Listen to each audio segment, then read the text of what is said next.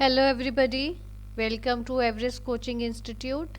Today we will discuss class 12th economics. Chapter is 5 year plans in India, its goals and objectives. इसके बेटा हम chapter detail में discuss कर चुके हैं. आज की इस वीडियो में हम लोग MCQ क्वेश्चंस डिस्कस करेंगे. ठीक है, तो चलो शुरू करते हैं. Question number 1.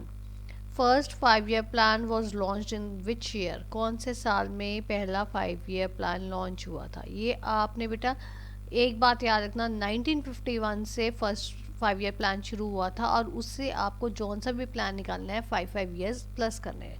जैसे फर्स्ट 5 year प्लान आपका चल था 1951 से 1956, फिर सेकेंड जो चला होगा वो 1956 से 1961 एंड सो ऑन. ठीक है, सो इस क्वेश्चन में को अटेम्प्ट करने के लिए आपको इतनी सारी चीज़ें दी हैं. देखो 1940 तो हो ही नहीं सकता, ठीक है ना, बिफोर इंडिपेंडेंस. 1947 में हमारा देश आज़ाद हुआ, आज़ाद होते ही उसने 5 year प्लानिंग की लॉन्च तो नहीं कर दिया था. रह गया 51 55. 1951 और 55 में आपने ये चीज़ ध्यान रखनी है, 1951 में फर्स्ट 5 year प्लान बना था. तो आंसर क्या आएगा 1951. Okay, now come to question number 2. Question number 2 कहता है मैं which of the following institutions और bodies was engaged in the formulation of 5 year plans in India. Home ministry, national development council, planning commission and finance ministry. तो इसमें हमारा कौन सा institution या बॉडीज हम एंगेज थी. चैप्टर रिकॉल करो. प्लानिंग कमीशन है जो हमारा 5 year प्लानिंग में हमारा इन्वॉल्व हुआ था. तो आंसर क्या आएगा. आंसर ऑप्शन क्या आएगी, ना होम मिनिस्ट्री आनी ना फाइनेंस मिनिस्ट्री तो कोई आनी नहीं, नेशनल डेवलपमेंट काउंसिल भी नहीं आएगी. आंसर क्या आएगा planning commission. Answer is C, planning commission. So question number 3. When was planning commission established. अब देखो प्लानिंग कमीशन जो है उसने हमारा 5 year प्लान्स का सारा काम किया. फर्स्ट 5 year प्लान कब शुरू हुआ था 1951 में. 1 अप्रैल 1951 को फर्स्ट 5 year प्लान लॉन्च हुआ था. तो उससे पहले ही प्लानिंग कमीशन इस्टेब्लिश हुआ ना इस काम के लिए. तो मीन्स जो ऑप्शन है इसमें 1950, 1948, 1951 एंड 1947. 1947 देश आज़ाद हुआ, उसी टाइम में हुआ नहीं. अब 1948 में अगर आपका प्लानिंग कमीशन बना है तो 1951 में थोड़ा ना लॉन्च होगा. 5 year प्लान तो पहले ही लॉन्च हो जाए होना चाहिए, 1949 में होना चाहिए, नहीं हुआ. 1951 में हमारा लॉन्च हुआ तो उससे पहले हुआ होगा. तो ये क्या आंसर आएगा. Answer is option A 1950. ठीक है, प्लानिंग कमीशन कब एस्टैब्लिश हुआ था 1950 में. Now come to question number 4. Directive planning is pursued under mixed economy, capitalist economy, socialist economy या नन ऑफ द अबव. ये देखो 3 टाइप की इकोनॉमीज आती है तो डी तो निकल ही गया. डायरेक्टिव प्लानिंग किस में परस्यू होती है. डायरेक्टिव प्लानिंग परस्यू होती है आपकी capitalist economy. Option is B. Now question number 5. Period of second 5 year plan was. मैंने आपको पहले बेटा बताया 1951 से 1956 तक फर्स्ट 5 year प्लान है, तो आगे आपने ऐड करना है. सो सेकेंड कौन सा होगा 1956 टू 1961. ठीक है, इसमें आपको कुछ नहीं करना है, इसको आपने थोड़ा सा अपना याद करना है, टाइम बचाना है आपने इसमें. सेकेंड 5 year प्लान कब हुआ था. ऑप्शन बी आएगी 1956 to 1961. Now come to question number 6. Which of the following objectives is not a general objective of 5 year planning in India. 5 year planning का कौन सा जनरल ऑब्जेक्टिव नहीं था. ठीक है, मीन्स जनरल ऑब्जेक्टिव मीन्स सारे 5 year plans में कौन सा ये ऑब्जेक्टिव नहीं था. अब ये देखो ये है economic stability, increase in standard of living, increase in national income and improvement in the quality of education. अब आपने जब ये ऑप्शंस पढ़ ली, आपका सबसे पहले दिमाग क्या करेगा, क्या काम करेगा. इकोनॉमिक स्टेबिलिटी तो हमेशा हर प्लान का ही गोल रहा है. स्टैंडर्ड ऑफ लिविंग को इंक्रीज करना भी हर एक उसका गोल रहा है. नेशनल इनकम को बढ़ाने का भी हर एक प्लान का ये गोल रहा है. But improvement in the quality of education बोला उन्होंने. क्वालिटी ऑफ एजुकेशन में जब आप पहले सबको एजुकेशन 100% लिटरेसी रेट होगा उसके बाद में इम्प्रूवमेंट की बात आएगी ना. तो कौन सा ऑब्जेक्टिव है जो जनरल ऑब्जेक्टिव नहीं है 5 year प्लान्स का, वो improvement in the quality of education, that is option D. क्योंकि जब हमारा देश आज़ाद हुआ फिर हमें फ्रीडम मिली तब तो लिटरेसी लेवल ही नहीं था. पहले तो हमने नेशनल इनकम वगैरह चीज़ों को हमने इम्प्रूव करना था, ये improvement in the quality of education तो बात की बात नहीं थी, ठीक है। तो ये जनरल ऑब्जेक्टिव आपका नहीं है। Now come to question number 7. An economy in which means of production are used in such a way that social welfare is maximized is called, जिसमें social welfare ज़्यादा होता है। सोशल वेलफेयर जिस economy में ज़्यादा होता है वो कौन सी इकोनॉमी होगी? Capitalist economy, socialist economy, mixed economy या none of the above?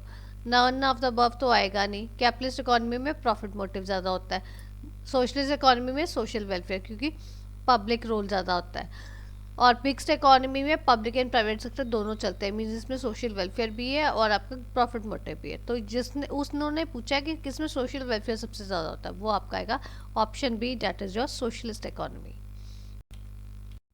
Now come to question number 8. Which was the last 5 year plan in India? Last 5 year plan in India कौन सा था हमारा, ये आपने ध्यान रखना, याद रखना, that is a 12th plan, ठीक है।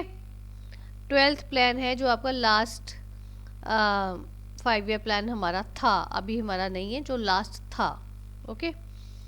नेक्स्ट कम्स 3 एनुअल प्लान्स पर ये यहाँ पे थोड़ी सी मिस्टेक हो गई है।